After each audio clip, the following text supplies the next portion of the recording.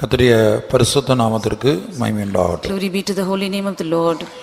இந்த தேசத்திலே இயற்கையின் சீற்றங்கள், தீவிரவாதங்கள், பூமி அதிர்ச்சிகள், Natural calamities, terrorism and earthquakes, கொள்ளை நோய்கள், pestilence, இன்னும் பல்வேறு விதமான காரியங்கள் சம்பவிக்கிறது. many other things are taking place. இவைகளெல்லாம் சம்பவிக்க வேண்டியதே என்று இயேசு சொல்லுகிறார். Jesus says that all these things have to come to pass. மத்தேயு எழுதின சுவிசேஷம் 24ஆம் அதிகாரத்தில் In Matthew chapter 24, கர்த்தராகிய இயேசு இதை தெளிவாக சொல்லியிருப்பதை நாம் பார்க்கிறோம். we see that Lord Jesus Christ has clearly spoken about it. இவைகளெல்லாம் சம்பவிக்க வேண்டியதே. All these things have to come to pass. மத்தேயு 24ஆம் அதிகாரம் 3ஆம் வசனத்தை வாசிப்போம். Let's read Matthew 24 verse 3. And as he sat upon the Mount of Olives, the disciples came unto him privately, saying, Tell us, when shall these things be, and what shall be the sign of thy coming and of the end of the world? கர்த்தராகிய இயேசு கிறிஸ்து இந்த உலகத்தில் ஜீவித்துக் கொண்டிருந்த நாட்களில் அவர் ஒலிவமலையில் காணப்பட்டார். Lord Jesus Christ, when he was in this world, he was in Mount Olives.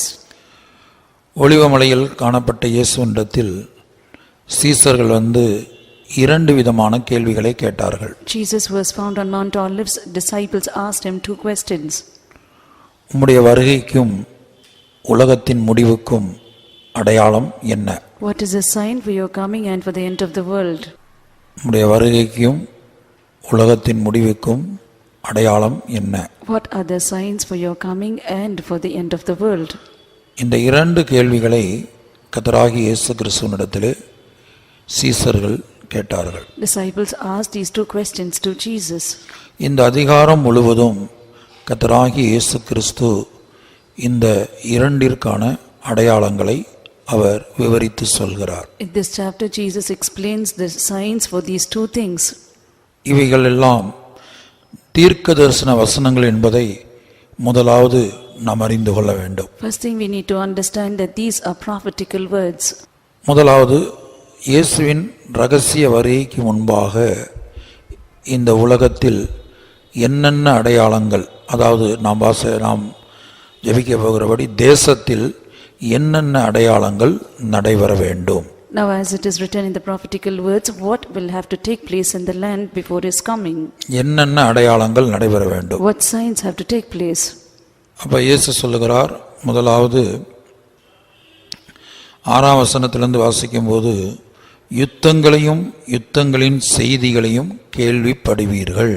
In verse 6 we read that ye shall hear about wars and rumors of wars. யுத்தங்களையும் யுத்தங்களின் செய்திகளையும் கேள்விப்படுவீர்கள். Ye shall hear about wars and rumors of wars. கலங்காதபடி எச்சரிக்கையாய் இருங்கள். Take heed that ye be not troubled. இவைகளெல்லாம் சம்பவிக்க வேண்டியதே. All these things must come to pass. இத கவனிங்க. Listen carefully. இவைகளெல்லாம் சம்பவிக்க வேண்டியதே என்று இயேசு சொல்லுகிறார். Jesus says that all these things have to come to pass. ஆனாலும் முடிவு உடனே வராது. But end is not yet. ஆனாலும் முடிவு உடனே வராது. But end shall not come soon. ஜனத்துக்கு விரோதமாய் ஜனமும் ராஜ்யத்துக்கு விரோதமாய் ராஜ்யமும் எழும்பும். Nation against nation and kingdom against kingdom shall rise. பஞ்சங்களும் கொள்ளை நோய்களும் பூமி அதிர்ச்சிகளிலும் பல இடங்களிலே உண்டாகும். There shall be famines and pestilences and earthquakes in diverse places. இவைகளெல்லாம் வேதனைகளுக்கு ஆரம்பம். All these are the beginning of sorrow. கவனிங்க, இவைகளெல்லாம் வேதனைகளுக்கு ஆரம்பம். All these things are beginning of sorrow. அப்பொழுது உங்களை உபத்திரவங்களுக்கு ஒப்புக்கொடுத்து உங்களை கொலை செய்வார்கள். என் நாமத்து நிமித்தம் நீங்கள் சகல ஜனங்களாலும் பகைக்கப்படுவீர்கள். Then shall they deliver you up to be afflicted and shall kill you, and ye shall be hated of all nations for my name's sake. அப்பொழுது அநேகர் இடரலடைந்து ஒருவரை ஒருவர் காட்டிக் கொடுத்து ஒருவரை ஒருவர் பகைப்பார்கள். And then shall many be offended and shall betray one another and shall hate one another. அநேக கள்ள தீர்க்கதரிசிகளும் எழும்பி அநேகரை வஞ்சிப்பார்கள். And many false prophets shall arise and shall deceive many. அக்கிரமம் மிகுதியாவதினால் அநேகருடைய அன்பு தணிந்து போம். And because iniquity shall abound, the love of many shall wax cold. முடிவு பரியந்தம் நிலை நிற்பவனே ரட்சிக்கப்படுவான். He that shall endure unto the end, the same shall be saved. முடிவு பரியந்தம் நிலை நிற்பவனே ரட்சிக்கப்படுவான். He that shall endure unto the end, the same shall be saved. இங்கிலீஷ்ல 6:13. And he shall hear of wars and rumors of wars. See that he be not troubled, for all these things must come to pass, but the end is not yet. For nation shall rise against nation, and kingdom against kingdom, and there shall be famines and pestilences and earthquakes in divers places. All these are the beginning of sorrows. Then shall they deliver you up to be afflicted, and shall kill you, and he shall be hated of all nations for my name's sake. And then shall many be offended, and shall betray one another, and shall hate one another. And many false prophets shall rise, and shall deceive many. And because iniquity shall abound, the love of many shall wax cold. But he that shall endure unto the end, the same shall be saved. கர்த்தருடைய பரிசுத்த நாமத்திற்கு மகிமை உண்டாகட்டும். Glory be to the holy name of the Lord. இப்போ நான் வாசித்த இந்த வேத பகுதியில் கொள்ளை நோயாகிய கொரோனா இந்த 2020 வருடத்தில் வந்தது. As we read in these verses, in this year 2020, pestilence corona came to this world. இதற்கு முன்பாகவும் பல்வேறு விதமான கொள்ளை நோய்கள் இந்த உலகத்திலே வந்திருக்கிறது. Even before this, there were many other pestilence that came to this world. ஆனால் அந்த கொள்ளை நோய்களுக்கும் இந்த 2020 வந்ததான இந்த கொரோனா என்கிற கொள்ளை நோய்க்கும் ஒரு பெரிய வித்தியாசம் இருக்கிறது. There is a big difference between the pestilences that came before and this pestilence corona. இதுவரை நீங்கள் கேள்விப்பட்ட பார்த்த பல்வேறு விதமான கொள்ளை நோய்கள் ஏதாயிலும் ஒரு குறிக்கப்பட்ட தேசத்தில் அல்லது சில நாடுகளில் சில மாதங்களில் அது காணப்படும், தோன்றும், காணப்படும், மறையும். Now the pestilences that you have seen, you've heard, it will appear in one country or one land. It will appear and it will be there for a few days or few months and then it will disappear. ஆனால் இந்த வருடத்திலே நாம் சந்தித்த, நாம் கண்களால் கண்டதான இல்லை செவிகளால் கேள்விப்பட்ட இந்த கொரோனா முழு உலகத்திற்கு வந்திருக்கிறது. But the pestilence that we saw with our eyes and heard with our ears, it came all over the world. 1-2 நாடுகள் இந்த கொரோனா வராமல் கடந்த நாட்களிலே தப்பித்து இருந்தது. இப்போது அந்த நாடுகளிலும் corona பிரவேசித்திருக்கிறது. 1 or 2 countries escaped from this pestilence corona, but even and now this pestilence has spread to those countries too. அப்ப இந்த கொள்ளை நோயின் நிமித்தமாக பல தேசங்களிலே பஞ்சங்கள், பொருளாதார வீழ்ச்சிகள் உண்டாயிருக்கிறது. Now because of this pestilence there has been famines and economic fall. இதெல்லாம் வேதனைகளுக்கு ஆரம்பம் என்று இயேசு சொல்லுகிறார். Jesus says all these are the beginning of sorrow. முடிவு உடனே வராது. End shall not come soon. இது இயேசுவுடைய வார்த்தை என்பதை மறக்க கூடாது. Should not forget these are words of Jesus. முடிவு உடனே வராது. The end is not yet. முடிவு எப்போ வரும்? When will the end come? இயேசுவின் ரகசிய வருகைக்கு பிற்பாடு. After the secret coming of Lord Jesus Christ. 7 வருட காலம் இந்த உலகத்திலே உபத்திரவம் உண்டாயிருக்கும். There will be 7 years of tribulation to this world. அந்த 7 வருட காலத்தின் முடிவிலே, at the end of that 7 years tribulation, இவை எல்லாவற்றுக்கும் முடிவு வரும். there will be an end for all of these things. இப்ப இந்த விஷயங்கள் எல்லாம் இயேசுவின் ரகசிய வருகைக்கு முன்பாக துவங்குகிறது. Now these things begin even before the secret coming of Jesus. ரகசிய வருகைக்கு முன்பாக இந்த அடையாளங்கள் இந்த உலகத்திலே தோன்றுகிறது. Now these signs appeared before the secret coming of Jesus. இது முடிவு பெறாது. It will not have an end. இது வேதனைகளுக்கு ஆரம்பம். These are the beginning of sorrows. இது கொஞ்சம் கொஞ்சமாக பெருகக்கூடியதா இருக்கும். It will increase little by little. இப்போ இந்த வருடத்திலே நாம் கொள்ளை நோய் கொரோனாவை பார்த்தோம். We saw corona this year. இனி வரக்கூடிய வருடங்களிலே பல்வேறு இடங்களிலே பல இடங்களில் பூமி அதிர்ச்சி உண்டாகும் என்று இயேசு சொல்லுகிறார். Jesus says in the coming year that in diverse places there shall be earthquakes. பல இடங்களிலே உண்டாகும். It shall be in diverse places. இதை குறித்து லூக்கா எழுதின சுவிசேஷத்தில் சொல்லும்போது வானத்திலும் பல்வேறு விதமான அடையாளங்கள் தோன்றும். When he speaks about it in the Gospel of Luke, he says there shall be signs in heaven. லூக்கா 21 அதிகாரம் Luke chapter 21. 9 வசனத்திலிருந்து வாசிக்கும்போது, When we read from verse 9, But when he shall hear of wars and commotions, be not terrified, for these things must first come to pass, but the end is not by and by. Then said he unto them, Nation shall rise against nation, and kingdom against kingdom, and great earthquakes shall be in divers places, and famines and pestilences, and fearful sights and great signs shall there be from heaven. But before all these, they shall lay their hands on you and persecute you, delivering you up to the synagogues and into prisons, being brought before kings and rulers for any name's sake, and it shall turn to you for a testimony. Settle it therefore in your hearts, not to meditate before what he shall answer, for I will give you a mouth and wisdom, which all your adversaries shall not be able to gainsay nor resist. And he shall be betrayed both by parents and brethren, and kinsfolks and friends, and some of you shall they cause to be put to death, and he shall be hated of all men for my name's sake, but there shall not an hair of your head perish. In your patience possess your souls.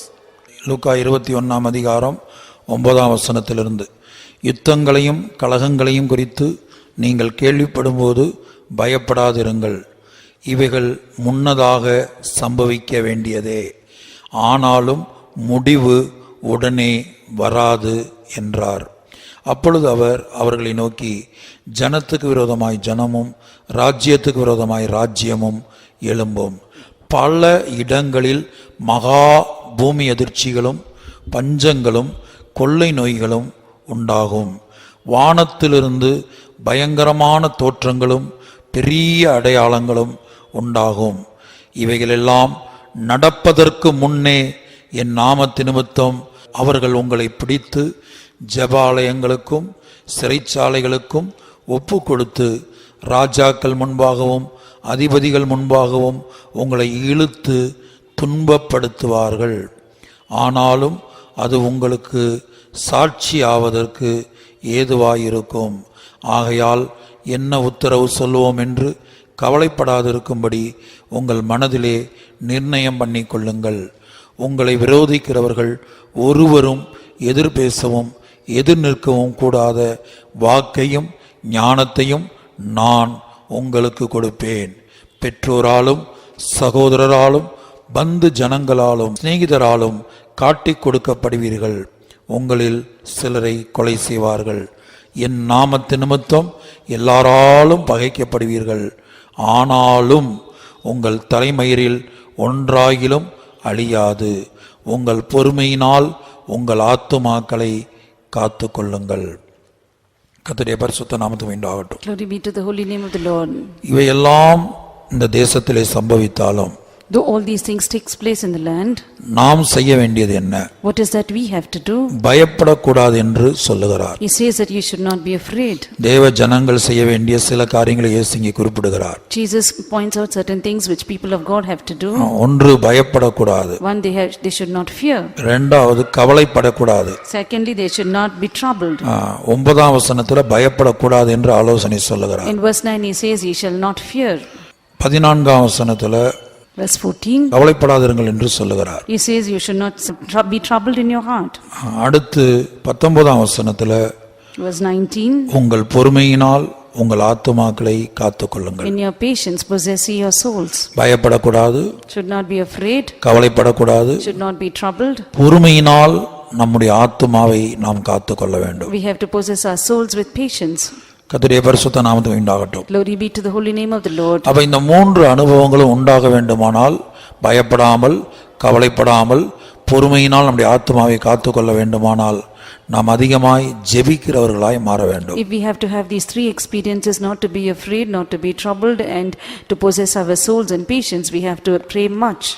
அதிகமாய் ஜெபிக்கிறவர்களாய், அதிகமாய் தேவனோடு தொடர்புள்ளவர்களாய் நாம் மாறும்போது மட்டும்தான் Only when we pray much and have a close intimacy with God, இந்த மூன்று அனுபவங்களை நம்முடைய ஜீவியத்திலே நாம் பெற்றுக்கொள்ள We முடியும். can obtain these three experiences in our life. அப்ப இயேசு சொல்லுகிறார், இவைகள் எல்லாம் சம்பவிக்க வேண்டியதே, Jesus says all these things have to come to pass, ஆனாலும் முடிவு உடனே வராது. yet the end shall not be. அப்ப இது சம்பவிக்க தொடங்கும் போது When it begins to start, நாம் விளங்கிக் கொள்ள வேண்டியது என்ன? what should we understand? அவருடைய ரகசிய வருகை சமீபம். His secret coming is at hand. அவருடைய ரகசிய வருகை சமீபம். His coming is nigh. அதை நாம் விளங்கிக் கொள்ள வேண்டும். That we need to understand. அப்ப இந்த சம்பவங்கள் இனி ஒவ்வொன்றாக அதிகமாகும். Now these instances will take place more. இப்ப இந்த வருடத்திலே கொள்ளை நோய்கள் வந்திருக்கிறது. Now this year we have pestilence. இனி வரக்கூடிய வருடங்கள்ல பல இடங்கள்ல பூமி அதிர்ச்சிகள் உண்டாகலாம். In the coming year there could be earthquakes in diverse places. பஞ்சங்கள் உண்டாகலாம். There could be famines. இன்னும் இந்த கொள்ளை நோய்கள் அதிகமாகலாம். Or this pestilence can increase. யுத்தங்களின் செய்திகளையும் கேள்விப்படலாம். We can hear about war and rumors of wars. ஜனத்துக்கு விரோதமாய் ஜனம், People against people. ஒரே ஸ்டேட்ல ஒரே நாட்டுல குடியிருக்கிறவங்க ஜனத்துக்கு விரோதமாய் ஜனம் எழும்புவார்கள். People from the same country and from same state, they will rise one against the other. அடுத்து ஒரு ராஜ்யத்துக்கு விரோதமாய் மற்றொரு ராஜ்யம் எழும்பும். Now one kingdom against another kingdom. இந்தியாவுக்கு விரோதமாய் சீனாவும், சீனாவுக்கு விரோதமாய் இந்தியாவும், இந்த கடந்த நாட்கள்ல இந்த கொரோனா அதிகரித்து கொண்டிருக்கிற வேளையில் அந்த யுத்த மேகம் சூழ்ந்தது, போர் மேகம் சூழ்ந்தது. Even at the time when this pestilence corona is increasing, China against India, India against China, there was a cloud of war. கர்த்தருடைய பரிசுத்த நாமத்துக்கு உண்டாகட்டும். Glory be to the holy name of the Lord. இதுபோல எந்த தேச தலைவர்களுக்கு ஞானம் இல்லை பாருங்க. Now see, the leaders of the country don't have wisdom. அவங்கவங்க தேசத்துல கொரோனாவுல ஜனங்கள் மரித்து கொண்டிருக்கிறாங்க. In their own countries, because of corona, people are dying. இன்னும் சொல்ல போனால் சீனாவில தான் இது துவங்கினது. Not to say it started in China. ஆனாலும் கூட ஜனங்கள் மரித்து போய் கொண்டிருக்கும் போது ஜனங்களை எப்படி பாதுகாப்பது என்று சிந்திக்க வேண்டிய நேரத்தில், The time when people are dying and they have to think about how to protect the people, புத்தி இல்லாமல் என்ன செய்யறாங்க, அடுத்த தேசத்தின் மேல் போர் தொடுக்க யுத்தம் பண்ண வருகிறார்கள். now without any wisdom, they foolishly they try to take war on the other countries. உலக பிரகாரமாய் பெரிய படித்தவர்களா இருக்கலாம்.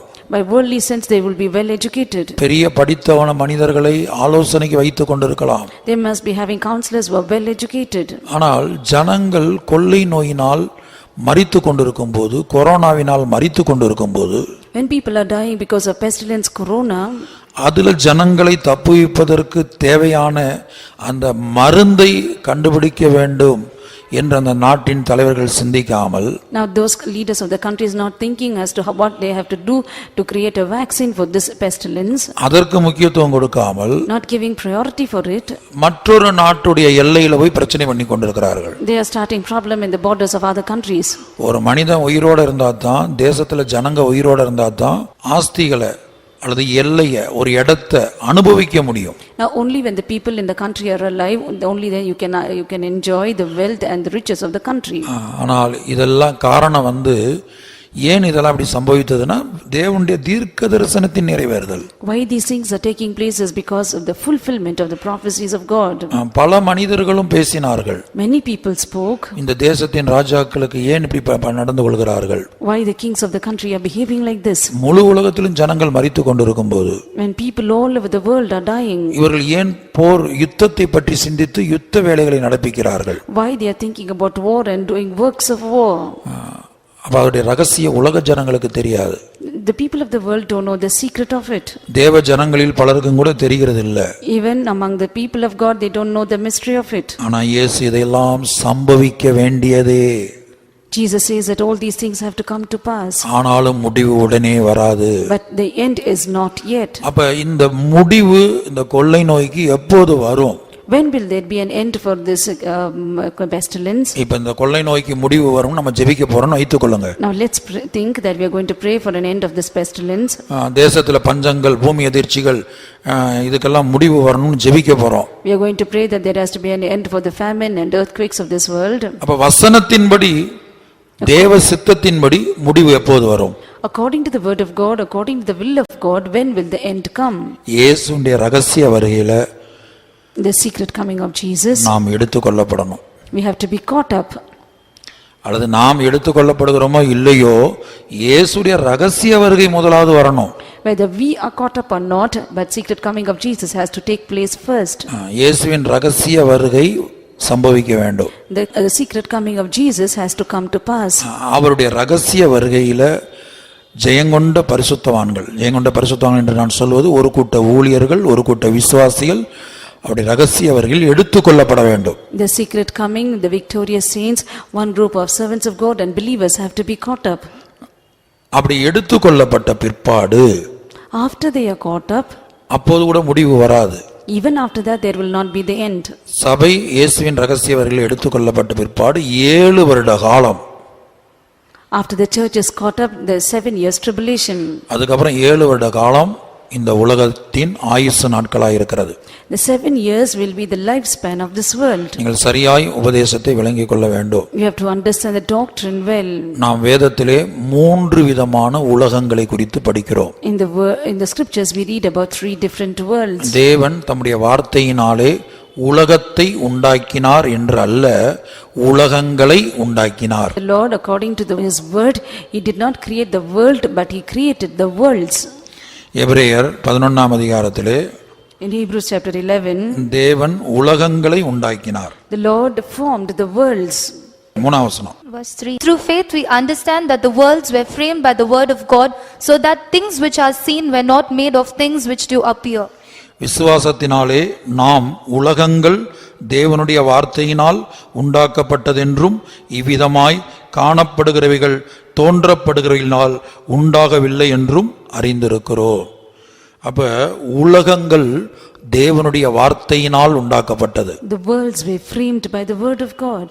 உலகங்கள் என்று படிக்கிறோம். We read worlds. இனி எபிரேயர் 1ஆம் அதிகாரம் 2ஆம் வசனம். Hebrews chapter 1 verse 2. Hath in these days spoken unto us by his Son, whom he hath appointed heir of all things, by whom also he made the worlds. இந்த கடைசி நாட்களில் குமாரன் மூலமாய் நமக்கு திருவுளம் பற்றினார். இவரை சர்வத்துக்கும் சுதந்திரவாளியாக நியமித்தார். இவரை கொண்டு உலகங்களையும் உண்டாக்கினார்.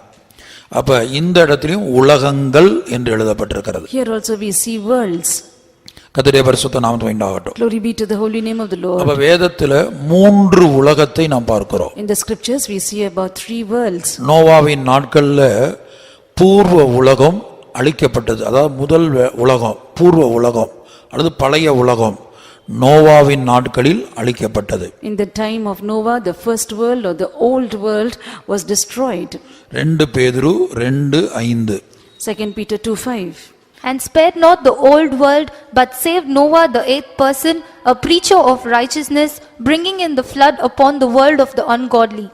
பூர்வ உலகத்தையும் தப்பவிடாமல் நீதியை பிரசங்கித்தவனாகிய நோவா முதலான 8 பேரை காப்பாற்றி அவபக்தி உள்ளவர்கள் நிறைந்த உலகத்தின் மேல் ஜலப்பிரளயத்தை வரப்பண்ணி.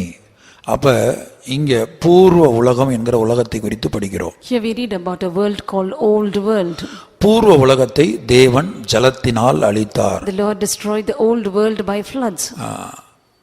வெறும் 8 பேரை கொண்டுதான் நாம் வாசம் பண்ணி கொண்டிருக்கிற இந்த 2ஆம் உலகம் துவங்கினது. Now the second world that we are dwelling, it started with 8 of them. இந்த உலகமும் வெகு சீக்கிரத்திலே அக்னியினால் அழிக்கப்பட போகிறது. Now this world is going to be destroyed by fire very soon. இவையெல்லாம் சம்பவிக்க வேண்டியதே. All these things have to come to pass. 2 பேதுரு 3ஆம் அதிகாரம் 6-7 வசனங்கள்ல In 2 Peter chapter 3 verse 6 and 7. பூர்வ உலகம் ஜலத்தினால் அழிந்தது என்பதையும், That old world was destroyed by waters. இப்போது இருக்கிற உலகம் அக்னியினால் அழியப் போகிறது என்பதையும் The present world is to be perished by fire. அந்த 2 வசனங்கள்ல நாம் பார்க்கிறோம். We see that in these 2 verses. Whereby the world that then was, being overflowed with water, perished, but the heavens and the earth which are now, by the same word are kept in store, reserved unto fire against the day of judgment and perdition of ungodly men. அப்பொழுது இருந்த உலகம் ஜலப்பிரளயத்தினாலே அழிந்தது என்பதையும் மனதார அறியாமல் இருக்கிறார்கள். இப்பொழுது இருக்கிற வானங்களும் பூமியும் அந்த வார்த்தையினாலேயே அக்னிக்கிரையாக வைக்கப்பட்டு தேவபக்தி இல்லாதவர்கள் நியாயந்தீர்க்கப்பட்டு அழிந்து போகும் நாள் வரைக்கும் காக்கப்பட்டிருக்கிறது. இங்கே பூர்வ உலகம் ஜலத்தினால் அழிந்தது என்பதை பலரும் மனதார அறியாமல் இருக்கிறார்கள் என்று துக்கப்படுகிறார். Here he is grieved, saying that the old world which was destroyed by floods, they were ignorantly not known by mind. இப்போ முதல் உலகம் பூர்வ உலகம். First world is the old world. அதை தேவன் ஜலத்தினால் அழித்தார். The Lord destroyed it by floods. அப்படி மொத்த உலகம் அழிந்தபோது நோவாவின் குடும்பத்தார் 8 பேரை மாத்திரம் காப்பாற்றினார். When the whole world was destroyed, the Lord preserved 8 of the family of Noah. அந்த 8 பேரை கொண்டு இப்போது நாம் வாசம் பண்ணி கொண்டிருக்கிற இந்த இரண்டாம் உலகத்தை தேவன் துவக்கினார். The Lord began the second world that we are dwelling with, these 8 of them. 8 பேரால் துவங்கப்பட்ட இந்த இரண்டாம் உலகம் இன்றைக்கு கிட்டத்தட்ட 700 கோடிக்கும் அதிகமான மக்கள் தொகையை உடையதாக இருக்கிறது. Now the second world which was started by the Lord with these 8 of them, now there are a population of 700 crores. அப்ப இன்றைக்கு உள்ள நான் வாசம் பண்ணுகிற இந்த உலகத்துக்கு தேவன் கொடுத்த பேர் பொல்லாத உலகம். The world that we are dwelling, the name which the Lord has given as present evil world. கலாத்தியர் 1:4 Galatians 1:4 present evil world என்று It is எழுதப்பட்டிருக்கிறது. written as the present evil world. ஒரு பொல்லாத உலகத்திலே தான் நாம் ஜீவித்துக் கொண்டிருக்கிறோம். We are dwelling in an evil world. வாசிங்க. Who gave himself for our sins, that he might deliver us from this present evil world, according to the will of God and our Father. இப்ப மத்தேயு 24 அதிகாரம் 3 வசனத்துல இயேசுட்ட கேள்வி கேட்டாங்களே சீசர்கள். Now the disciples which asked questions to Jesus in Matthew chapter 24, இந்த உலகத்தின் முடிவை குறித்து தான் கேள்வி கேட்டாங்க. they asked questions about the end of this world. ஏனென்றால் இயேசுவும் சீசர்களும் ஏன் நாமும் இரண்டாம் உலகத்திலே காணப்படுகிறோம். Why? Because Jesus, the disciples and we are living in the second world. அப்ப இந்த இரண்டாம் உலகத்தின் முடிவு எப்போது என்று இயேசுவிடத்தில் சீசர்கள் கேட்டார்கள். The disciples asked, how will the end of this world be? அப்ப இந்த இரண்டாம் உலகம் எப்போது முடிய போகிறது என்பதை நீங்கள் விளங்கிக் கொள்ள வேண்டும். You need to understand when the end of this second world will be. இயேசுவின் ரகசிய வருகையில் சபை எடுத்துக் கொள்ளப்பட்ட பிற்பாடு In the secret coming of Jesus, when the church is caught up, 7 வருடங்கள் மட்டும்தான் இந்த உலகம் காணப்படும். this world will be with for only 7 years. அந்த 7 வருடங்கள்ல ஒரு உலக தலைவன் சர்வாதிகாரி அந்தி கிறிஸ்துவின் ஆட்சி. Now the 7 years there will be a one world leader, dictator, or the antichrist who will reign. அந்த 7 வருடத்தை வேதம் இரண்டாக பிரிக்கிறது. The scriptures divides the 7 years into 2. ஒன்று முதல் 3 வருட உபத்திர காலம் என்றும், First 3.5 years of tribulation is called the period of tribulation. இரண்டாவது பிந்தின 3 வருட உபத்திரம் மகா உபத்திர காலம் என்றும் The second 3.5 years of tribulation as a great tribulation அழைக்கப்படுகிறது. it is called. அந்த மகா உபத்திர காலத்துக்கு மற்றொரு பேரு தான் கர்த்தருடைய நாள். The name for the great tribulation period is called the day of the Lord, கர்த்தருடைய சினத்தின் நாள். the day of the wrath of God. பழைய ஏற்பாட்டில் கர்த்தருடைய சினத்தின் நாள், In the Old Testament it says the day of the wrath of God, கர்த்தருடைய நாள், day of the Lord, கர்த்தருடைய கடூரமும் மூர்க்கமான நாள், the day of the wrath and the indignation of the Lord, கர்த்தருடைய யாகத்தின் நாள். the day of the sacrifice of the Lord. இப்படி பல பெயர்கள் கொடுக்கப்பட்டிருக்கிறது. Different names are given to it. இந்த 7 வருட உபத்திரவத்தின் முடிவுல End of the 7 years tribulation, இயேசு கிறிஸ்து அவருடைய வருகையில் எடுத்துக்கொள்ளப்பட்ட சபையோடு, மணவாட்டி சபையோடு இந்த பூமிக்கு இறங்கி வருவார். Jesus Christ along with the caught up bride of Christ, that is a church, will descend to this earth. பரலோகத்திலிருந்து இறங்கி நேரடியாக ஒலிவ மலையில வந்து இறங்குவார். From heaven he would descend directly to Mount Olives. சகரியா 14 அதிகாரம் 3 முதல் 5 வரை உள்ள வசனங்கள். Zechariah chapter 14 verse 3 to 5. Then shall the Lord go forth and fight against those nations, as when he fought in the day of battle, and his feet shall stand in that day upon the Mount of Olives, which is before Jerusalem on the east, and the Mount of Olives shall cleave in the midst thereof toward the east and toward the west, and there shall be a very great valley, and half of the mountain shall remove toward the north, and half of it toward the south. And he shall flee to the valley of the mountains, for the valley of the mountains shall reach unto Hazel. Yea, and he shall flee like as he fled from before the earthquake in the days of Uzziah, king of Judah, and the Lord my God shall come, and all the saints with thee. கர்த்தர் புறப்பட்டு யுத்த நாளிலே போராடுவது போல் அந்த ஜாதிகளோடே போராடுவார். அந்நாளிலே அவருடைய பாதங்கள் கிழக்கே எருசலேமுக்கு எதிரே இருக்கிற ஒலிவ மலையின் மேல் நிற்கும். அப்பொழுது மகா பெரிய பள்ளத்தாக்கு உண்டாகும்படி ஒலிவ மலை தன் நடுமையத்திலே கிழக்கு மேற்காய் எதிராக பிளந்து போம். அதனாலே ஒரு பாதி வடபக்கத்திலும் ஒரு பாதி தென்பக்கத்திலும் சாயும். அப்பொழுது என் மலைகளின் பள்ளத்தாக்கு வழியாய் ஓடிப் போவீர்கள். மலைகளின் பள்ளத்தாக்கு ஆத்சால் மட்டும் போகும். நீங்கள் யூதாவின் ராஜாவாகிய உசியாவின் நாட்களில் பூமி அதிர்ச்சிக்கு தப்பி ஓடிப்போனது போல் ஓடிப்போவீர்கள். என் தேவனாகிய கர்த்தர் வருவார், தேவரீரோடே எல்லா பரிசுத்தவான்களும் வருவார்கள். இப்ப என் தேவனாகிய கர்த்தர் வருவார், தேவரீரோடே எல்லா பரிசுத்தவான்களும் வருவார்கள். Lord my God shall come and all the saints with thee. இது இயேசுவின் ரகசிய வருகையில் எடுத்துக்கொள்ளப்பட்ட விசுவாசிகளும் ஊழியர்களும் தான் இங்கே எல்லா பரிசுத்தவான்கள் என்று அழைக்கப்படுகிறார்கள். Here all the saints speak about group of believers and servants of God who are caught up in the secret coming.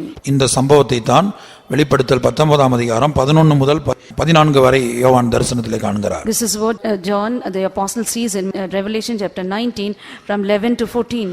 பரலோகம் திறந்திருப்பதாகவும், The heaven being opened, வெள்ளை குதிரையின் மேல் ஏறி இயேசுவும் Jesus along on the white horse, அவரோடு ஒரு கூட்ட ஜனங்கள் வெண்வஸ்திரம் தரித்து வெள்ளை குதிரையின் மேல் ஏறி வந்ததாக காண்கிறார். he sees one group of saints who are wearing white clothes and come for the war.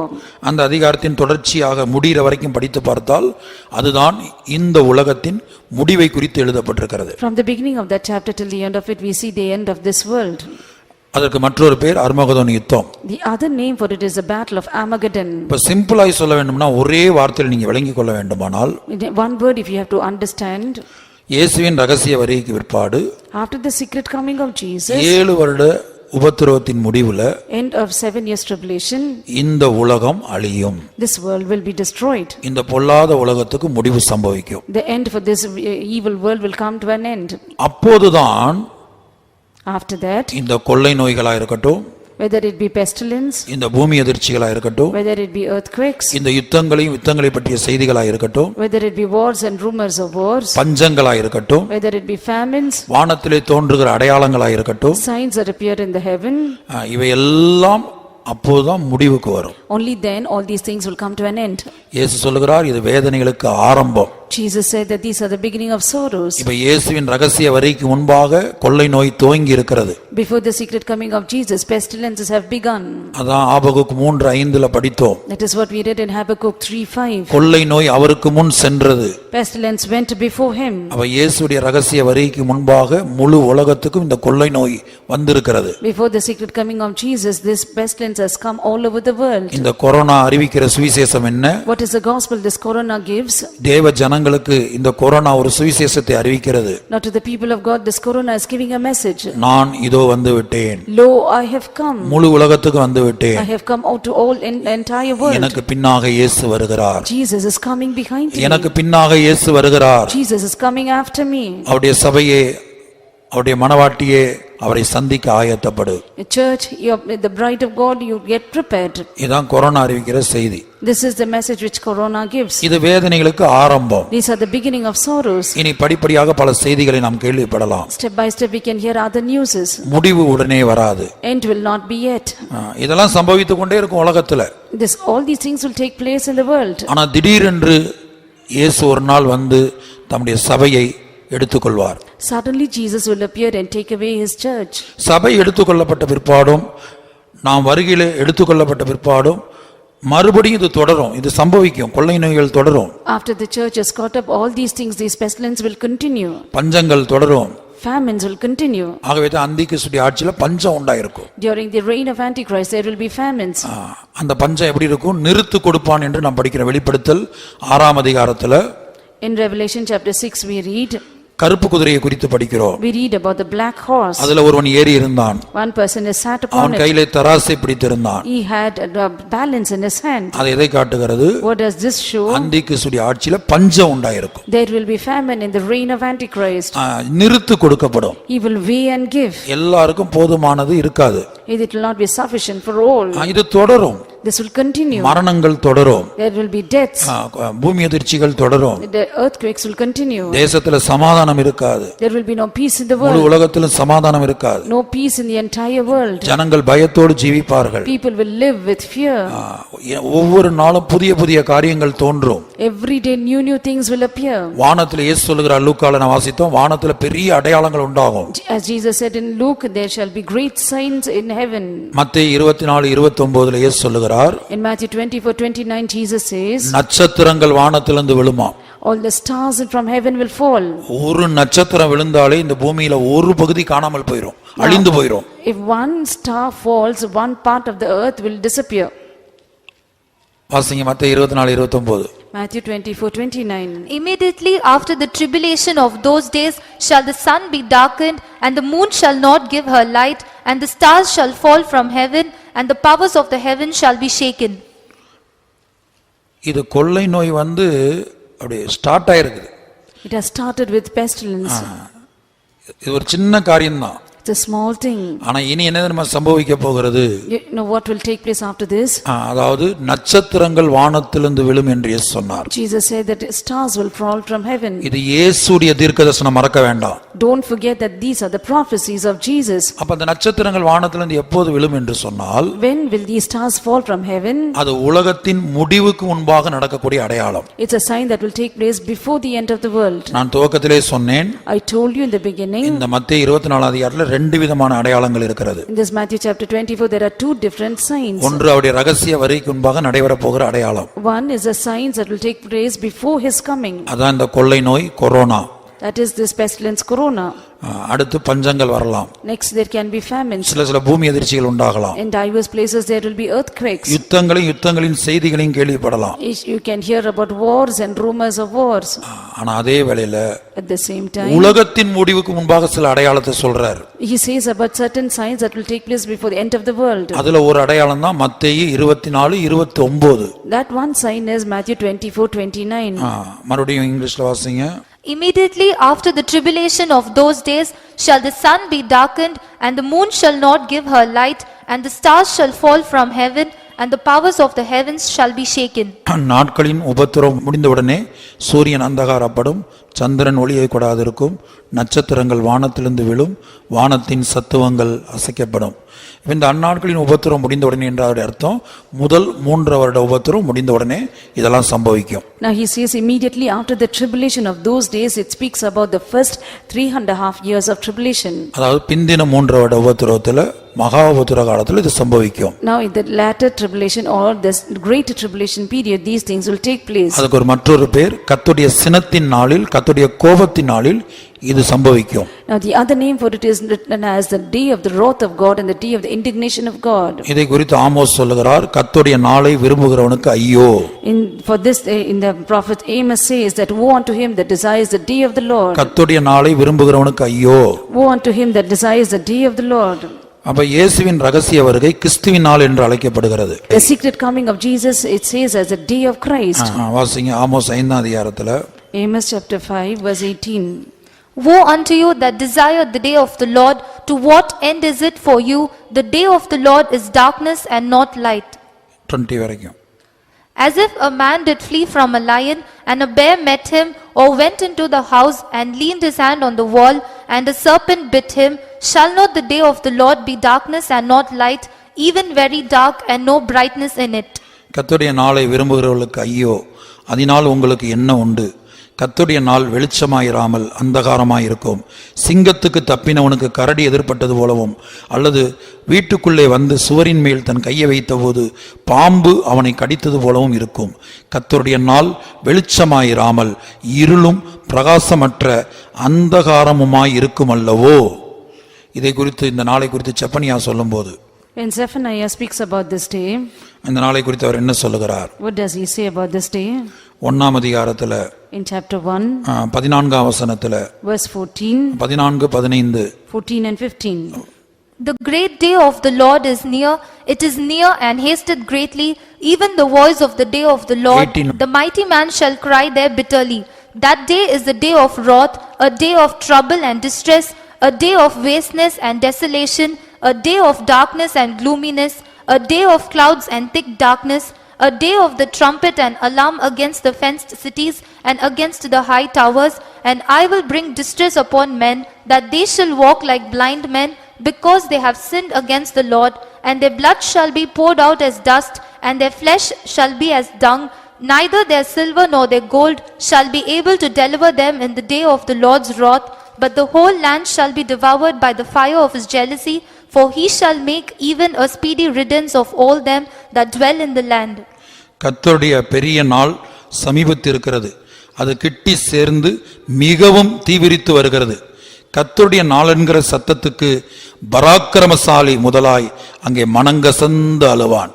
அப்ப பராக்கிரமசாலி மனங்கசந்து அழக்கூடிய விதத்துல கர்த்தருடைய நாள் காணப்படும். The day of the Lord will be that where the mighty will cry bitterly. இதான் மகா உபத்திர காலம். This is the great tribulation period. மகா உபத்திர காலத்துக்கு மற்றொரு பேர் தான் கர்த்தருடைய நாள், கர்த்தருடைய சினத்தின் நாள்.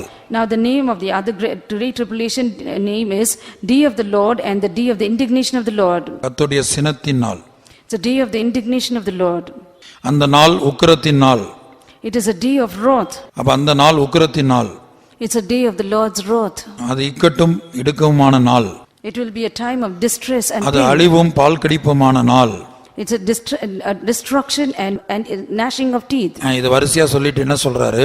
Now speaking it and giving a list of it, what does he say? 17ஆம் வசனத்துல மனுஷர் கர்த்தருக்கு விரோதமாய் பாவம் செய்தபடியால் அவர்கள் குருடரைப் போல் நடக்கும்படி நான் அவர்களை வருத்தப்படுத்துவேன். அவர்கள் இரத்தம் புழுதியைப் போல சொரியப்படும், அவர்கள் மாம்சம் எருவைப் போல கிடக்கும். தெருவெல்லாம் இரத்தம், தெருவெல்லாம் மாம்சம். Now entire street will be full of blood and flesh. இப்படி காணப்படும். This is how it will be. அப்ப அவங்க குருட எல்லா மனிதர்களும் குருடர்களைப் போல நடக்க காரணம் என்ன? What is the reason for all the men to walk as blind men? சூரியன் அந்தகாரப்பட்டிருக்கும். மத்தேயு 24:29 இயேசு சொல்றபடி சூரியன் அந்தகாரப்பட்டிருக்கும். In Matthew 24:29 when Jesus says that the sun shall be darkened, வெளிச்சம் இருக்காது. there will be no light. இப்ப இந்த இடம் முழுவதும் இருட்டாயிருச்சுன்னு வெச்சுக்கங்களேன். Now if this entire place is dark, இப்ப இங்க இருந்து நம்ம ஒரு ரூமுக்கு போகணும்னா தடவி தான் போகணும். if we have to pass from one room to other, we have to keep rubbing and then going. நம்ம கண்கள் இருந்தாலும் குருடனை போல தடவி நடக்கணும். Even if we have eyes, we will be walking like blind men. இந்த இடம் முழுவதும் இருட்டாகி விட்டால் நீங்கள் கற்பனை பண்ணி பாருங்க. Now imagine if this entire place is fully dark. ஒருவரோடு ஒருவர் மோதிக்கொள்ள வேண்டிய சூழ்நிலை வரும். It will be a situation we will dash one against the other. இரத்தம் தெருக்களிலே புழுதியை போல காணப்படும். There shall be blood in the entire street like dust. இந்த கர்த்தருடைய நாளை குறித்து ஏசாயா 13ஆம் அதிகாரத்தில் ஏசாயா சொல்லுகிறார். When Isaiah says about the day of the Lord in chapter 13, 13ஆம் அதிகாரம் 9ஆம் வசனம், 13 verse 9, 9 இருந்து 11 வரையும். 9 to 11. Behold, the day of the Lord cometh, cruel both with wrath and fierce anger, to lay the land desolate, and he shall destroy the sinners thereof out of it. For the stars of heaven and the constellations thereof shall not give their light. The sun shall be darkened in his going forth, and the moon shall not cause the light to shine. And I will punish the world for their evil, and the wicked for their iniquity, and I will cause the arrogancy of the proud to cease, and will lay low the haughtiness of the terrible. 13 வரைக்கும். I will make man more precious than fine gold, even a man than the golden wedge of Ophir. Therefore I will shake the heavens, and the earth shall remove out of her place in the wrath of the Lord of hosts, and in the day of his fierce anger. இதோ தேசத்தை பாழாக்கி அதன் பாவிகளை அதிலிருந்து அழிப்பதற்காக கர்த்தருடைய நாள் கடூரமும் மூர்க்கமும் உக்கிர கோபமுமாய் வருகிறது. வானத்தின் நட்சத்திரங்களும் ராசிகளும் ஒளிகொடாதிருக்கும். சூரியன் உதிக்கையில் இருண்டுவோம், சந்திரன் ஒளிகொடாதிருக்கும். பாவத்து நிமித்தம் உலகத்தையும் அக்கிரமத்து நிமித்தம் துன்மார்க்கரையும் நான் தண்டித்து அகங்காரரின் பெருமையை ஒளிய பண்ணி கொடியரின் இடும்பை தாழ்த்துவேன். புருஷனை பசும்பொன்னிலும் மனுஷனை ஓப்பீரின் தங்கத்திலும் அபூர்வமாக்குவேன். இது நிமித்தம் சேனைகளின் கர்த்தருடைய உக்கிரத்தினால் அவருடைய கடுங்கோபத்தின் நாளிலே பூமி தன் இடத்தை விட்டு நீங்கும்படி வானத்தை அதிர பண்ணுவேன்.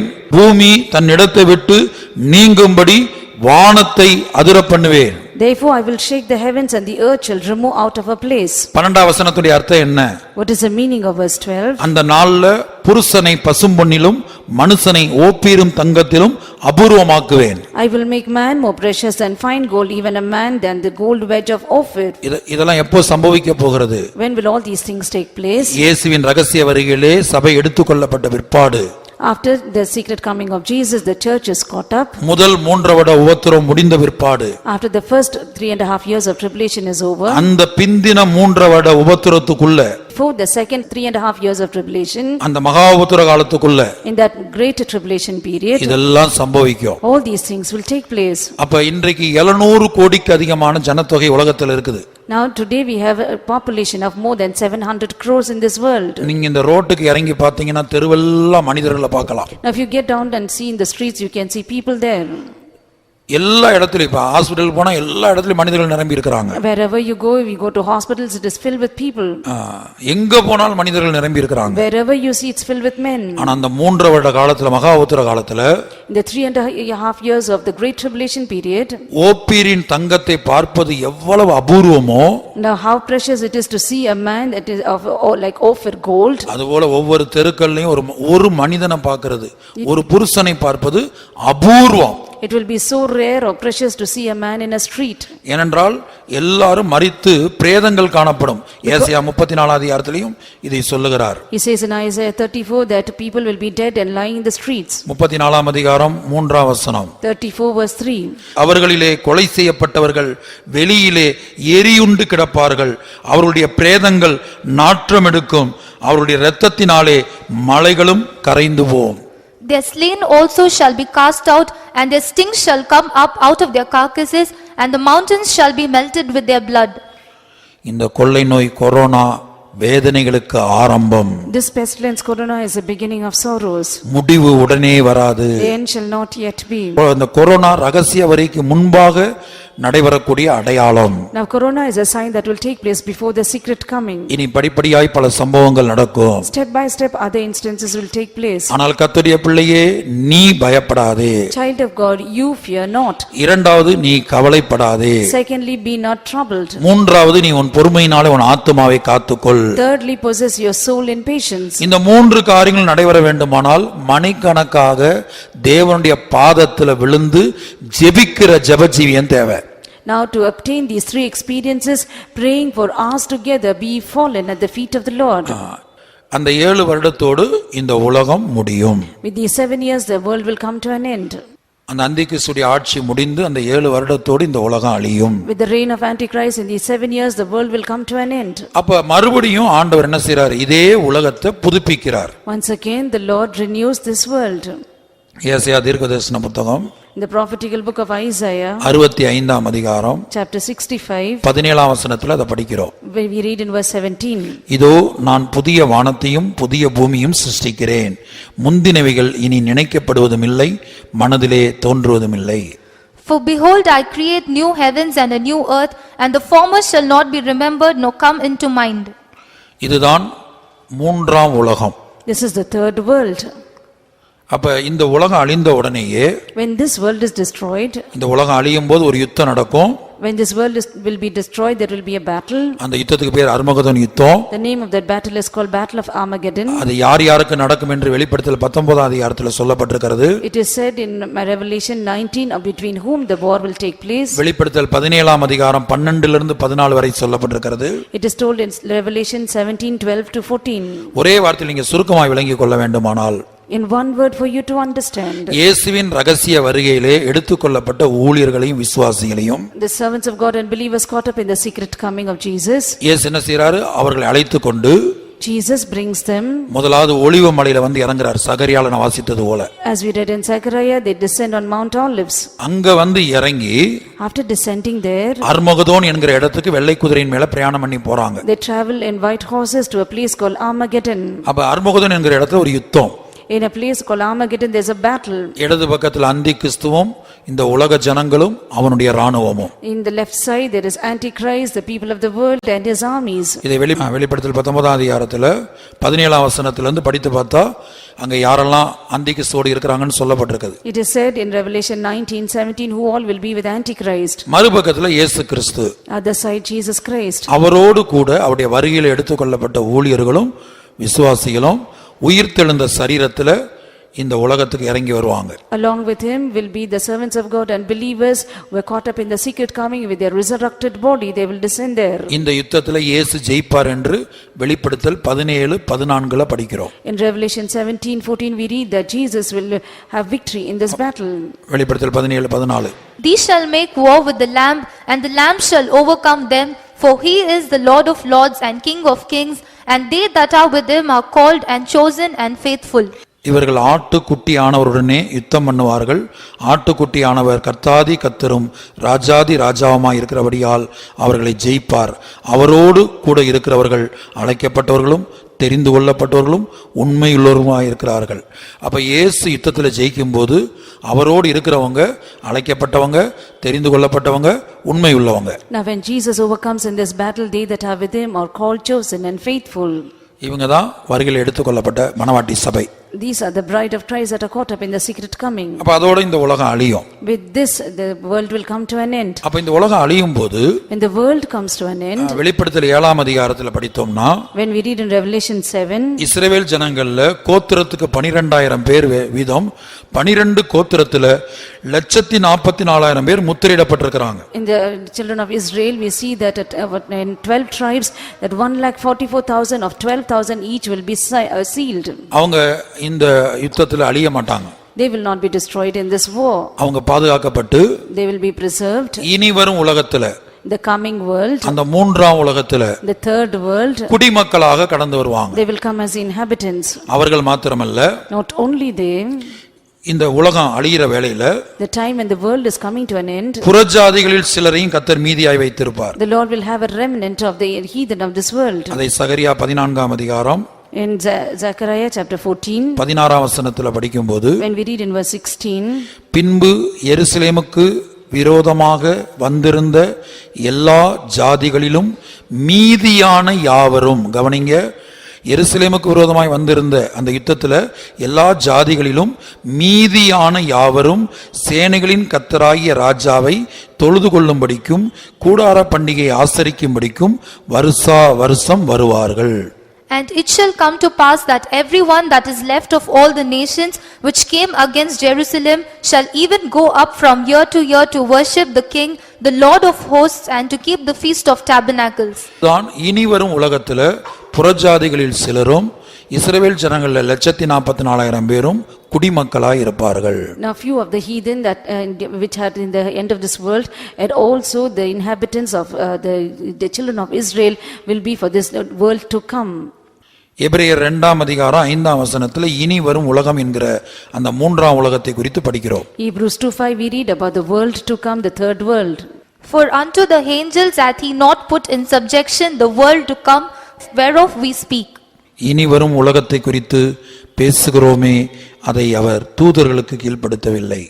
ஆகவே 3 உலகத்தை வேதத்தில் பார்க்கிறோம். Here we see about 3 worlds. முதலாவது பூர்வ உலகம். First one is the old world. நோவாவின் நாட்களில் அழிக்கப்பட்டது ஜலத்தினால். It was destroyed in the period of Noah by floods. நான் வாசம் பண்ணி கொண்டிருக்கிற இந்த பொல்லாத உலகம், This evil world which we are dwelling, இயேசுவின் ரகசிய வருகைக்கு விற்பாடு after the secret coming of Jesus, 7 வருடம் தான் இந்த உலகம் இருக்கும். this world will be only for 7 years. மறுபடியும் இந்த உலகம் அழியும். Again this world will be perish. அப்படி அழியும் போது, When it is destroyed, எப்படி பூர்வ உலகம் அழியும் போது வெறும் 8 பேரை காப்பாற்றி இந்த பொல்லாத உலகத்துக்கு கொண்டு வந்து இந்த உலகத்துக்கு இரண்டாம் உலகத்துக்கு கர்த்தர் கொண்டு வந்தாரோ, when the old world was destroyed, how the Lord preserved 8 of them and he brought them into the second world. நான் மறுபடியும் சொல்றேன், Once again I repeat, பூர்வ உலகம் அழியும் போது when the old world perished, 8 பேரை ஒரு குடும்பத்தை காப்பாற்றி preserving one family with 8 of them, இந்த இரண்டாம் உலகத்துக்கு கொண்டு வந்து he bringing them to the second world, இந்த உலகத்தை துவக்கினது போல as he began this second world, இந்த இரண்டாம் உலகம் அழியும் போது when the second world comes to an end, இஸ்ரவேல் ஜனங்கள்ல 144,000 பேரையும் 144,000 among the Israelites, புறஜாதிகளில் ஒரு கூட்ட ஜனங்களையும் one group of the remnant of heathen, மீதியாக வைத்து having them left, மூன்றாம் உலகத்தை துவங்குகிறார். he begins the third world. இவங்க 2 கூட்டத்தாரும் குடிமக்களாய் இருப்பாருங்க. These 2 groups of people will be the inhabitants. அப்ப வருகையில எடுத்துக்கொள்ளப்பட்டவங்க, Those who are caught up in the secret coming, பழைய ஏற்பாட்டு பரிசுத்தவான்கள், Old Testament saints, அவங்க என்ன செய்வாங்க, அந்த இனி வரும் உலகத்தை 1000 வருடம் அரசாட்சி செய்வார்கள். In the coming world to come, 1000 years they will reign. அப்ப இனி வரும் உலகத்துக்கு மற்றொரு பேர் என்ன? What is another name that is given to the world to come? 1000 வருட அரசாட்சி. Millennial reign. வெளிப்படுத்தின விசேஷம் 20ஆம் அதிகாரம் 4, 5, 6. Revelation chapter 20 verse 4 to 6. And I saw thrones, and they sat upon them, and judgment was given unto them. And I saw the souls of them that were beheaded for the witness of Jesus and for the word of God, and which had not worshipped the beast, neither his image, neither had received his mark upon their foreheads or in their hands. And they lived and reigned with Christ 1,000 years. But the rest of the dead lived not again until the 1,000 years were finished. This is the first resurrection. Blessed and holy is he that hath part in the first resurrection.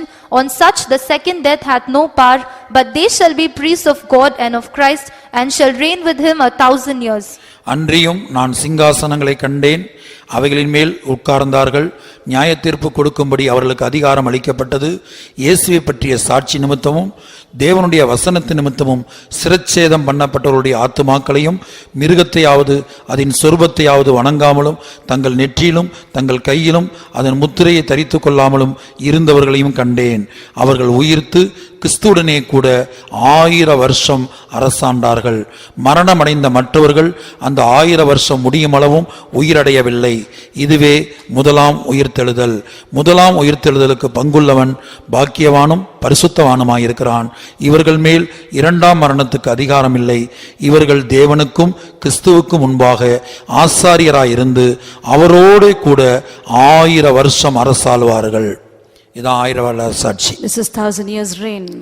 அதான் இனி வரும் உலகம். That is a world to come. இனி வரும் உலகத்துக்கு மற்றொரு பேர் 1000 வருட அரசாட்சி. The other name given to the world to come is millennial reign. இதுதான் மூன்றாம் உலகம். This is the third world. கர்த்தருடைய பரிசுத்த நாமத்துக்கு உண்டாகட்டும். Glory be to the holy name of the Lord. அடுத்து அந்த 1000 வருட அரசாட்சி முடியும் போது கீழே வெளிப்படுத்தல நீங்க வாசித்த வசனத்துக்கு கீழே உள்ள வசனத்தை வாசித்தா மறுபடியும் ஒரு யுத்தம்.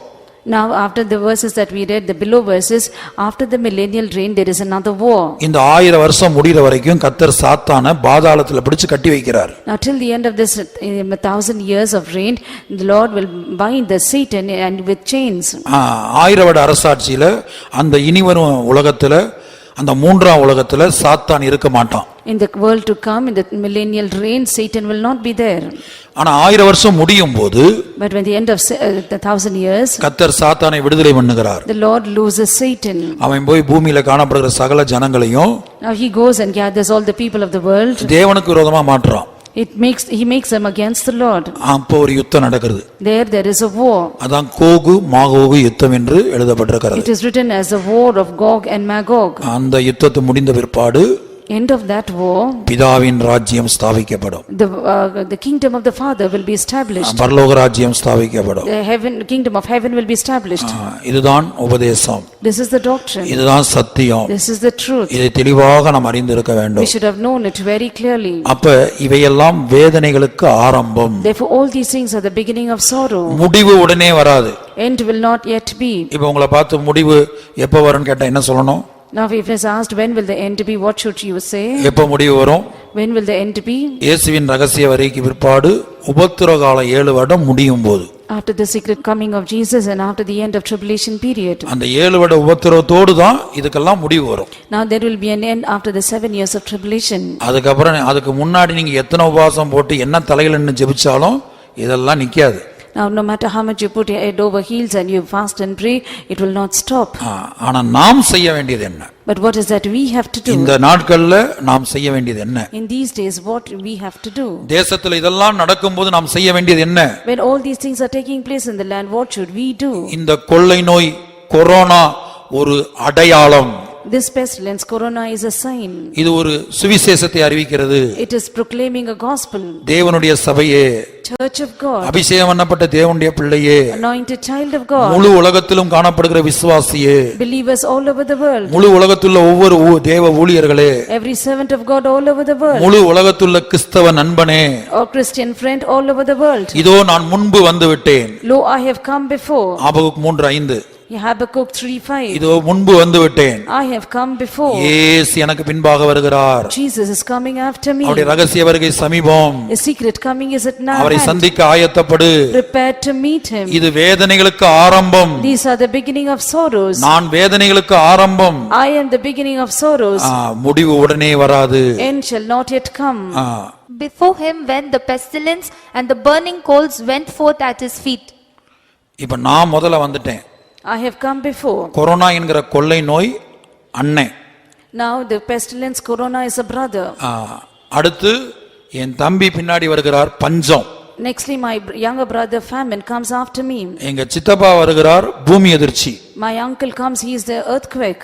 எங்க மாமா வருகிறார் யுத்தம், யுத்தங்களை பற்றிய செய்தி. My uncle comes, he is in wars and rumors of wars. நாங்க ஒவ்வொருத்தரா மாறி மாறி வந்துகிட்டே இருப்போம். Each one of us will be coming one after the other. இதுக்கு எப்போது முடிவு வரும்? When will the end come? இயேசுவின் ரகசிய வருகையில் சபை எடுத்துக்கொள்ளப்பட வேண்டும். The church has to be caught up at the secret coming of Jesus. மணவாட்டியை இயேசு சேர்த்துக் கொள்ள வேண்டும். The Lord Jesus has to gather the bride. அதுக்கு பிற்பாடு வெறும் 7 வருஷம் தான் இந்த உலகத்தின் ஆயுசு நாட்கள். After that the span of this world will be only for 7 years. அதோடு இந்த உலகம் முடியும். With that this world will come to an end. இந்த உலகம் அழியும் போது When this world is destroyed, ஏசாயா 65:17 வாசித்தபடி as we read in Isaiah 65:17, ஆண்டவர் மறுபடியும் இந்த உலகத்தை புதுப்பிக்கிறார். the Lord renews this world once again. அந்த உலகம் தான் இனி வரும் உலகம். That world is a world to come. அதான் மூன்றாம் உலகம். That is the third world. அதான் 1000 வருட அரசாட்சி. That is a millennial reign.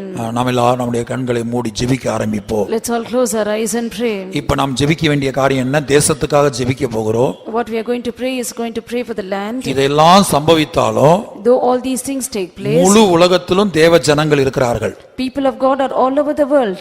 பாருங்க, ஆண்டவர் சோதோம் கொமோராவை அழிக்கப் போகிறேன் என்று ஆபிரகாமிடத்தில் சொன்னபோது, When the Lord told unto Abraham that he is going to destroy the city of Sodom and Gomorrah, Abraham என்ன செய்தான்? what did Abraham do? லோத்தை மாத்திரம் நினைவு கூறவில்லை. He did not remember only Lot. அந்த பட்டணத்தில் உள்ள நீதிமான்களை குறித்து கவலைப்படுறான். He is worried about the righteous people of that city. துன்மார்க்கரை பத்தி அவனுக்கு பிரச்சனை இல்லை. He has no problem with the wicked. அவன் என்ன சொல்றான்?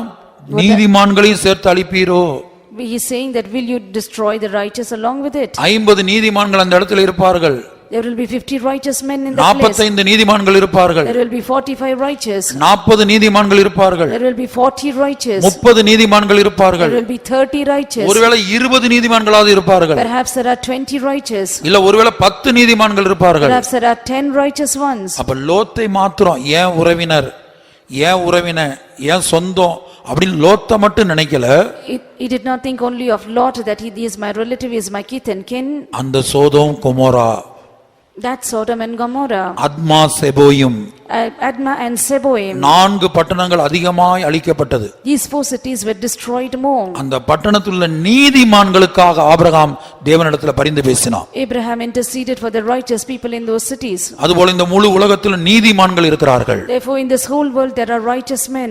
இயேசுவின் இரத்தத்தினால் கழுவப்பட்டவர்கள் நீதிமான்கள் என்று ரோமர்ல படிக்கிறோம். In Romans we read those that are washed by the blood of Jesus are righteous. யாரெல்லாம் இயேசுவின் இரத்தத்தை விசுவாசித்தார்களோ, Those who believe on the blood of Jesus, எனக்காக இயேசு இரத்தம் சிந்தினார் என்று ஏற்றுக்கொண்டார்களோ, those who accepted that Jesus shed his blood for me, இயேசுவின் இரத்தத்தினால் கழுவப்பட்டவர்கள் நீதிமான்கள் என்று படிக்கிறோம். we read that those that are washed by the blood of Jesus are just ones. மாத்திரமல்ல விசுவாசத்தினாலே நீதிமான்களாக்கப்பட்டோம் என்று படிக்கிறோம். Not only that, those that are by faith made as righteous. கர்த்தருடைய பரிசுத்த நாமத்துக்கு உண்டாகட்டும். Glory be to the holy name of the அப்ப Lord. நாம் ஜெபிக்க வேண்டியது என்ன? ஜெபிக்க வேண்டும். When we are praying, what should we pray? நீதிமான்கள் பாதுகாக்கப்பட வேண்டும். The righteous ones have to be preserved. இந்த உலகத்துக்கு என்ன சம்பவித்தாலும் Whatever takes place to this world, இயேசு சொல்கிறார்கள், நீங்க பயப்படாதீங்க, Jesus says, fear not, கலங்காதீங்க, be not troubled. பொறுமையினால் உங்கள் ஆத்துமாக்களை காத்துக்கொள்ளுங்க. In patience possess ye your souls. இந்த 3 அனுபவங்களையும் These 3 experiences, முழு உலகத்துள்ள ஒவ்வொரு நீதிமானுக்கும், every righteous person in the entire முழு world, உலகத்துள்ள ஒவ்வொரு விசுவாசிக்கும், every believer in the entire world, முழு உலகத்துள்ள ஒவ்வொரு ஊழியருக்கும், all the servants of God all over the world. கர்த்தர் இப்படிப்பட்ட அனுபவத்தை தரும்படியாய் ஜெபம் பண்ணுவோம். Let us pray that the Lord may give these experiences. இதுக்கு ஒரு ஜெப ஜீவியம் தேவை. We are in need of a spirit of prayer. நாம் ஜெபிக்கிற மனிதர்களாய் மாறுவோம். We have to become people who pray.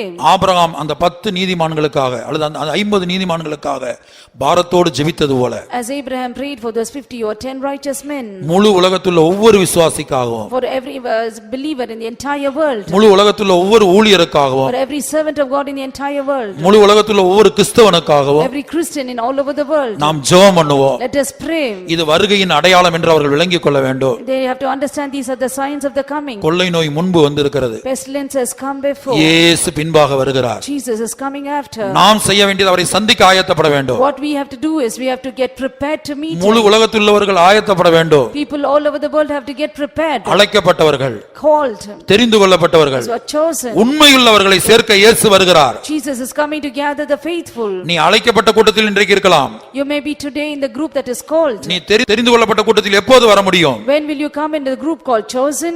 நான் மறுபடியும் சொல்லுகிறேன், Once again I tell நீ அழைக்கப்பட்ட கூட்டத்தில் இருக்கலாம், you may be in the group called. ஆனா தெரிந்து கொள்ளப்பட்ட கூட்டத்தில் எப்போது வர முடியும்? When can you come in the group chosen? லூக்கா 18 அதிகாரத்தில் இயேசு சொல்லுகிறார், Jesus tells in Luke 18 7ஆம் வசனத்துல, verse 7, இரவும் பகலும் நீ ஜெபிச்சா தான் தெரிந்து கொள்ளப்பட்ட கூட்டத்தில் வர முடியும். only when you pray day and night you will be in the group called elect.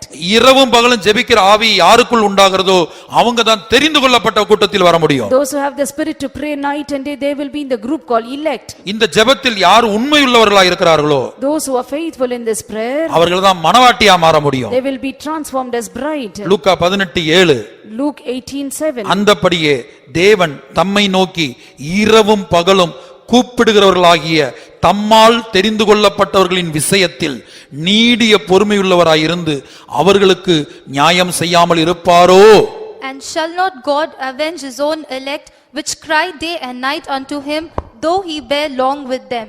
இரவும் பகலும் Night and day. ஜெபிக்கிற கூட்டத்தில் மாற வேண்டும். You have to become in the group that prays. அப்போதான் நீ தெரிந்து கொள்ளப்பட்டவனாய் மாறுகிறாய். Then only you become the elect. நம்ம எல்லாரும் அழைக்கப்பட்டிருக்கிறோம். We are all called. முழு உலகத்தில் உள்ள எல்லா கிறிஸ்தவர்களும் அழைக்கப்பட்டிருக்கிறார்கள். Christians all over the world are called. ஆனா இயேசு சொல்கிறார், அழைக்கப்பட்டவர்கள் அநேகர், Jesus says many are called, தெரிந்து கொள்ளப்பட்டவர்களோ சிலர். but few are chosen. ஒரு கம்பெனில 10 வேகன்சி இருக்குது.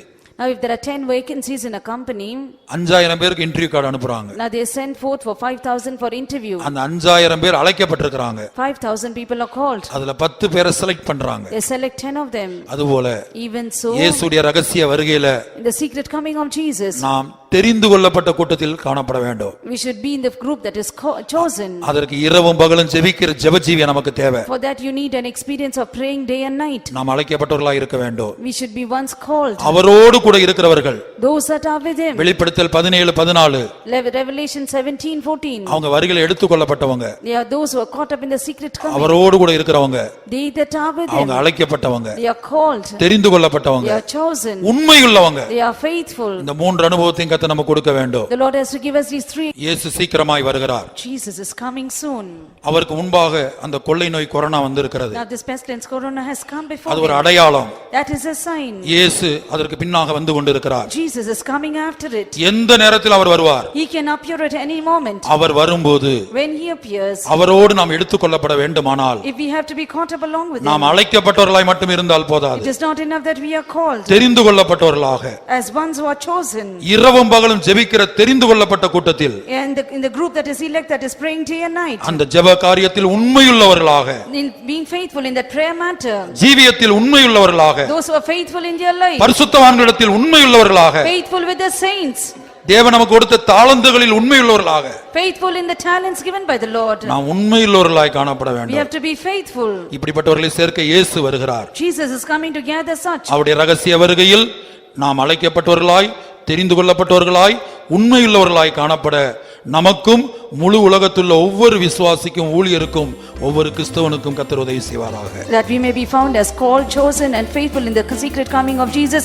The Lord may help every servant of God, every believer and Christian. The Lord may help them. முழு உலகத்துள்ள ஒவ்வொருவருக்கும் கிருபையுள்ள தேவன் உதவி செய்வாராக. The gracious Lord may help everyone all over the world. ஒப்புக்கொடுத்து ஸ்தோத்திரம் பண்ணுவோம். Let us surrender and praise God. Praise the Lord, praise the Lord, praise the Lord, praise the Lord.